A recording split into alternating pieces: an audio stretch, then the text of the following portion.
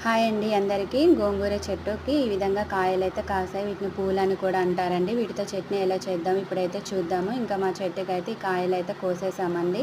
ఈ విధంగా కోసి ఇంకా ప్లేట్లోకి అయితే తీసుకున్నాము. ఇంకా వీటి లోపల ఒక కాయ కూడా ఉంటుందండి. ఈ విధంగా ఇంకా పైన లేసులన్నీ మనం తీసుకోవాలండి. ఇలా తీసుకున్న తర్వాత ఆ కాయల్ని పడవేయకుండా ఎండలో ఆరబెట్టేసుకుంటే అందులో ఉన్న గింజలు మళ్ళీ చల్లుకోవడం వల్ల గోంగూర చెట్లు కూడా వచ్చేస్తాయండి.